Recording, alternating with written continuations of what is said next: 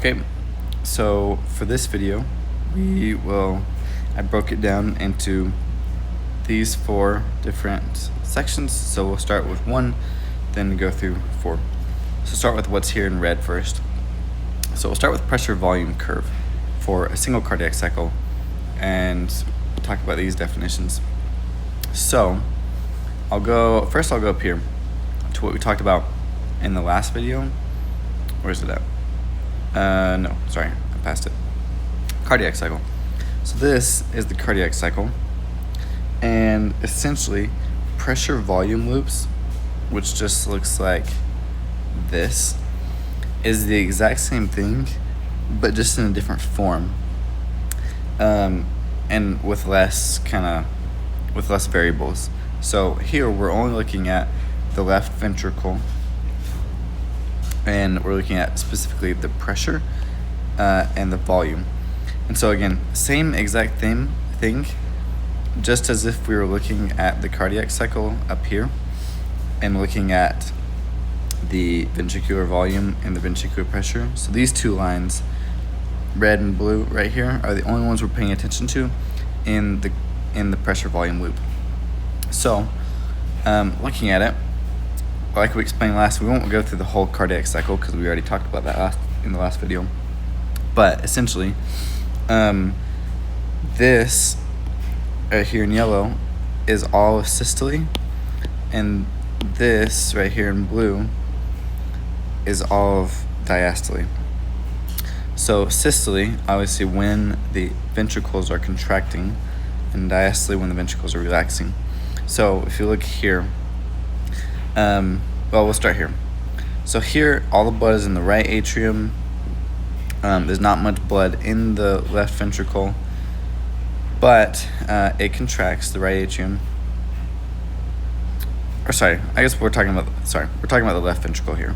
So it wouldn't be the right atrium. It's the left atrium contracts, for example. And wait, yeah, let me make sure that's right. Yeah, okay, sorry. I had to just check something. So the atria will contract, and then that'll increase volume that goes into the ventricle with just like a slight little increase in pressure. And then that pressure will exceed that of the atria, closing the mitral valve, but it's still going to contract the ventricle, it's going to start contracting, but both of those valves, the aortic valve and the mitral valve, are closed currently at this stage. And so we're going to have that isovolumetric ventricular contraction where the pressure increases a bunch but the volume stays the same. Then once the pressure gets to a certain amount, aortic valve pops open and we have this ejection phase where there's a bunch of blood released from the ventricles. Then once the pressure in the ventricle gets lower than that of the aorta, the blood in the aorta will close that valve, the aortic valve. That's the dub. And this is the lub. That'll close, and then we again have the isovolumetric relaxation of the ventricle, where that valve closes, but this one still isn't open yet, and so we have the isovolumetric relaxation. Anyway, so this is just the cardiac cycle, like we already explained, but in a different form. Just a different way to look at it, plotted by pressure and volume. So, to explain a few things, we'll first talk about contractility or inotropy, which are the same thing. So contractility and inotropy are the same thing. Talk about preload, and we'll talk about afterload. So starting with inotropy. Inotropy is basically how hard the thing, or like the force that's generated during contractions. Like if we're increasing, how hard it's contracting, like the force, how hard it's contracting. Then a few variables are going to change. So if we're contracting the heart more, if we're putting more force into that, then that ventricle is squeezing more, which is going to push more blood out. And so the stroke volume, which is the difference between this volume and this volume, is going to increase. If we're if we're squeezing a bottle more, we're going to push out more fluid. And so right here, that is the lowest point the ventricular volume will be. And anyway, since we're increasing that contractility or that inotropy. Also, the ejection fraction is kind of the same thing. It's just increasing that ejection phase.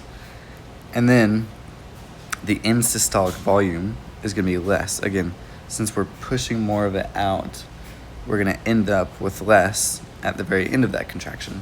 So we have this much with increased inotropy as opposed to this much, which is lower in volume. So end systolic volume is lower. So that's contractility. Preload is basically talking about how much the heart is stretched, kind of based on volume before it contracts. So essentially, if we are stretching, so if we have more volume, or let's see, if we're increasing preload, then that means we're stretching things in the heart, we're stretching that ventricle more than usual, which means that more blood is going to be able to fit in there. So the atria are going to be able to contract more blood into the ventricles if we increase preload. So again, this is just how much, I think it's specifically referring to sarcomeres and how much they stretch before the heart actually pumps. So the only thing this is really going to affect is the stroke volume, or how much volume we have at the start of systole. So yeah, that just increases volume when we increase the ability that the heart has to stretch. Afterload is specifically referring to kind of resistance in the aorta, or the resistance in the arteries, and how that's going to affect how hard the heart has to work to pump blood out. So if we're increasing afterload, that means we're going to have more resistance in the arteries, which is gonna, if we have more resistance, that means aortic pressure is going to get backed up and it's going to increase. So aortic pressure is going to increase by a lot. Stroke volume will decrease, because if we have so much resistance from the arteries, then less blood is going to be able to be pumped out, and so we're going to have a decrease in the volume, or in the blood that's able to be pumped out of the ventricles, because we have all that resistance. And then the end systolic volume, along with the stroke volume, is going to be decreased again, because less blood is being pumped out because of the resistance, which means that we're going to end up with more volume at the end of systole, at the end of that ventricular contraction. So that is afterload, and variables that are affected by those things. Okay, so we got that. Now we'll go into baroreceptor reflex and how it works, and MAP. Okay, so first we'll talk about MAP. So MAP is mean arterial pressure. Basically what that means, so during one cycle of, or during one pump of the heart, or during one contraction of the heart, blood gets pumped out to the rest of the body, and it goes through it goes through the aorta first, then arteries, then arterioles, then capillaries, then it goes to venules, then veins, then back to the right heart. Think of it as like a big long garden hose. So if we have this big long garden hose that is represented by this, so this is at the start of the garden hose, this is at the end of the garden hose. So if we're pumping water through, it's going to have a high pressure right here, and then it's going to kind of die off as it goes down. So it's just going to decrease. So basically the mean arterial pressure is defined as, there's a few things we can define it as. So it's just this average pressure along one, flow of the blood throughout the body, through one pump of the heart, basically. And so it's going to start high, and then it's going to decrease as we go down that garden hose. So MAP can be defined in a couple of different equations. So first, we'll go here. So it can be defined as diastolic pressure. So diastolic pressure, which is this, minus 1/3 times the systolic pressure minus the diastolic.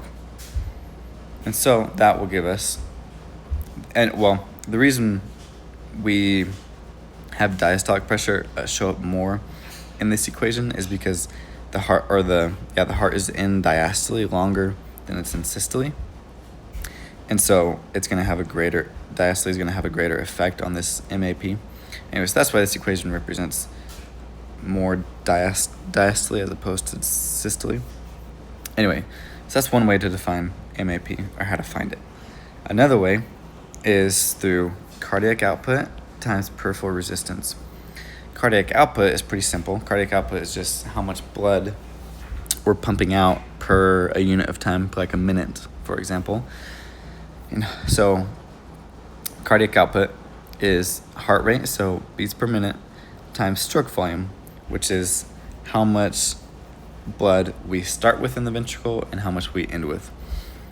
Or sorry, the difference between those two. So how much blood we're pumping out. So how much blood we're pumping out times heart rate gives us cardiac output.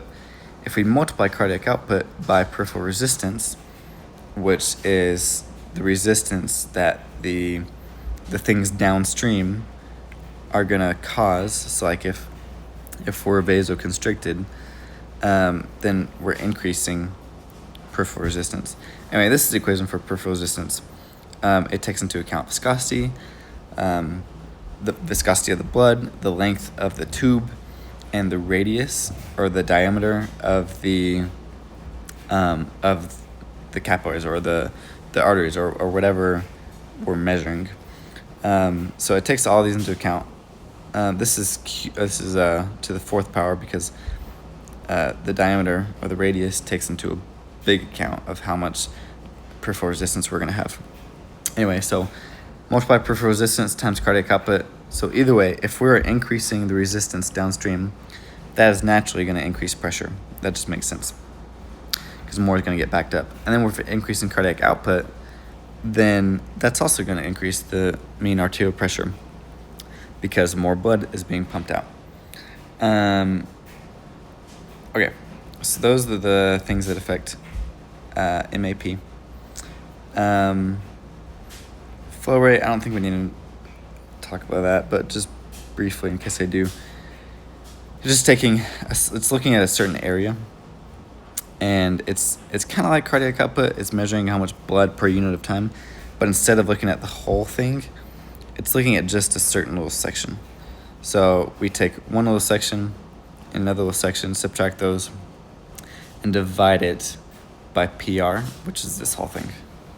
And we end up with this equation. So then we can kind of think logically about, okay, if this increases, what's going to happen to this, and this decreases, what's going to happen to this. Anyway, but yeah, so those are the things that affect MAP. MAP is very important because we need a certain amount to keep us functioning. Like if MAP gets below 65, for example, then we pass out because our brain needs more than 65. Okay, so then baroreceptors. Baroreceptors are receptors on the aorta and also on the arteries kind of in the neck area. And so these stretch receptors are very sensitive to stretching, obviously. And so if the artery stretches, for example, then a signal is sent to the brain and it says, hey, the arteries are being stretched right now, which means that pressure is increased. So if we see an increase in if the receptors are firing, then that means stretch increases, which means that blood pressure has increased. If there's not as many signals, then that means blood pressure is decreasing. So these baroreceptors detect that and they can adjust accordingly. So it sends these afferent signals to the brain, and then the brain can send back efferent signals to the heart and to blood vessels, and it can tell them to constrict or relax. However, so if there's a lack of signals going on. That means blood pressure is a little low, and so it needs to raise the blood pressure. So it'll activate the sympathetic nervous system and increase things like cardiac output and maybe vasoconstriction. So it'll tell the heart to pump faster, and it'll tell these to constrict a little more to get blood pressure back up to where it's supposed to be. If we have too high of blood pressure, we need to lower that, and so it's going to activate the PNS, the parasympathetic. However, the parasympathetic does not innervate blood vessels. It cannot tell the blood vessels to constrict. I think it might be able to do something through hormones. I'm not exactly sure, but the main thing I think it does is it tells the heart to not pump as much. So it decreases cardiac output, which is going to decrease blood pressure. So those are baroreceptors. So on here it says baroreceptors twice. I'm assuming this one means chemoreceptors, maybe. So I'll just cover chemoreceptors super quick. Chemoreceptor is basically just they detect changes in CO2, in oxygen, and in pH in your body. And so basically, we don't really use the oxygen ones unless we're living in like a super high altitude area where that actually comes into play. But the main thing those chemoreceptors do in all of us is regulate like CO2. So if it sees a buildup of CO2, for example, if you're working out and we're going to have a buildup of CO2 because we're using more oxygen, and so you got a buildup of CO2 in those muscles, and the chemoreceptors are going to sense that and send signals to increase cardiac output and stuff to allow more blood flow to those areas so that we can flush out the CO2. So it just affects CO2, oxygen, and pH. So next, so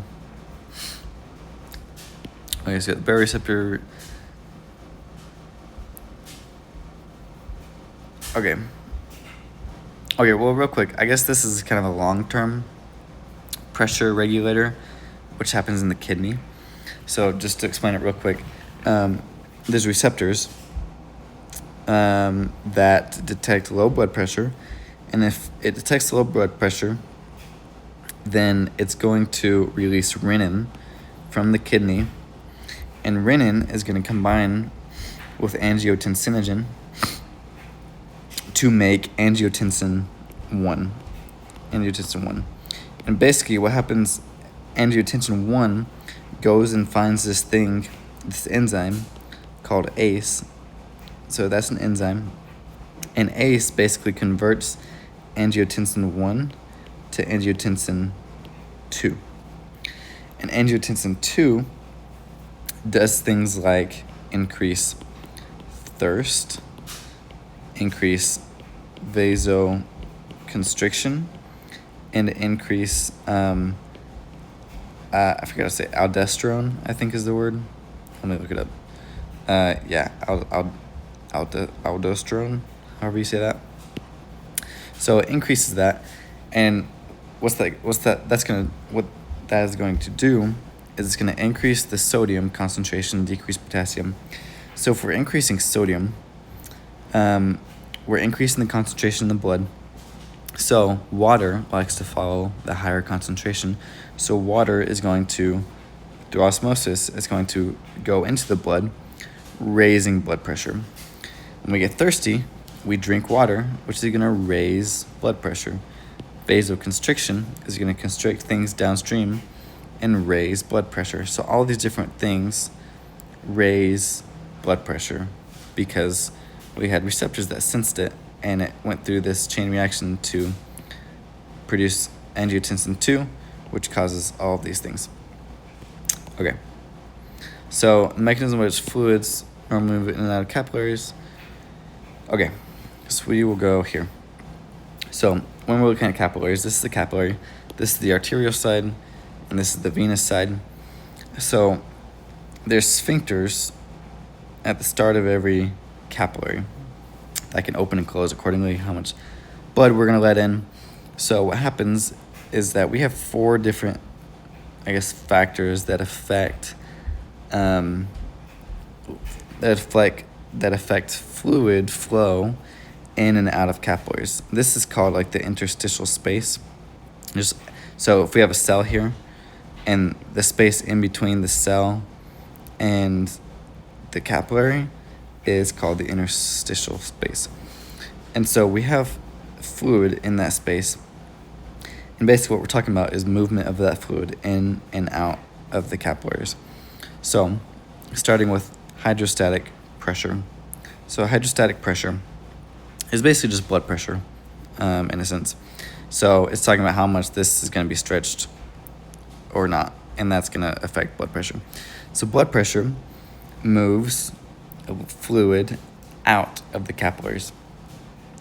Then we have another factor called the blood colloid osmotic pressure. And so the capillaries can allow things in and out, but big things like proteins, which is mainly made up of albumin. So proteins are so big they can't really fit through They can't really fit through the capillary, so they're going to stay here. Which proteins, again, water. Well, okay, proteins. These proteins, a lot of proteins are negatively charged most of the time, and negatively charged things attract water, and water likes to follow the higher concentration anyway. And so if we got a bunch of proteins in here, water is going to come in. Sorry, not water. I guess just that interstitial fluid is going to come in. So that's BCOP. ICOP is the interstitial colloid osmotic pressure. And so interstitial, again, meaning the interstitial space. So this is just proteins in the interstitial space. And this, again, water follows the concentration. So this is going to have an outward effect. It's going to bring fluid out of the capillaries and into the interstitial space. We also have these lymph vessels, which are going to basically suck things out to kind of clean things up. So it pushes fluid out of the capillaries, sucks fluid with lymph drainage. And so this is going to bring that fluid out of the capillaries. So we have all these different effects that are going to contribute to the movement of fluid in and out of the capillaries. So if we take all those factors together, they all have different kind of pressure factors. So this one has a big one. Hydrostatic pressure influences this fluid movement by 30 millimeters of mercury. This one, BCOP, is only 28 millimeters of mercury. This one's only 8, and this one is 3. So if we combine all this together, the in is going to cancel out with the out. And so if we do the math here, we have 30, 28, 30 out, 8 out, 3 out. So that would be 41 out. So if we have 41 out and we cancel that out with how much is coming in, which is 28, then we end up with a difference of 13. So 13 millimeters of mercury, which basically means that the outward effect is going to have more influence than how much is coming in. So more fluid is coming out at the start of these arteries. So we talked about earlier how pressure decreases as we go along the tube. So pressure is going to be high here on the arterial side where blood is coming, and it's going to slowly decrease in pressure. But the only thing, we don't affect proteins as the blood moves through. We don't affect these. The only number that's going to be affected by this downward, this decrease in pressure is this hydrostatic pressure. So on the arterial side, it starts out at 30 millimeters of mercury, and then towards the venous side, it's going to decrease to 10. So if you take that into account, we have 10 plus 8 plus 3, which is 21 millimeters of mercury going out. So 21 out and 28 in. So the net effect is 7 millimeters of mercury in. So the in wins out towards the venous side. Okay, let me make sure I got all that. Various forces involved. These forces are different. Yeah, okay. So this is relevant. So if we have edema is basically fluid, too much fluid in the interstitial space. So this space out here. So one example of this could be when you get sunburnt. So getting sunburnt can affect these capillaries due to trauma and increase the size of the holes, and it can allow more things to leave the capillaries, like these proteins, for example. So if these proteins are leaving because these holes are bigger, then we're going to have less proteins to drive that osmotic force of this fluid into the capillary. So if we have less proteins, that means we have less fluid coming in, which means we have more fluid buildup out here. So more fluid buildup is going to, this is why when you're sunburnt, your skin feels tight and you can't remove it that well. And this is why, is because you have more fluid in your interstitial space because of these proteins leaking out. Another example is like starving kids in Africa who have a high starch diet and a low protein diet. So if we have low proteins right here, then again, less fluid can come in because that osmotic force isn't being driven as much with less proteins. So what happens is that more fluid builds up out here, and so kids in Africa or something that are starving and don't have much protein, we see that their stomachs get really swollen and their feet get really swollen. And that is another example of edema, or too much fluid in the interstitial space.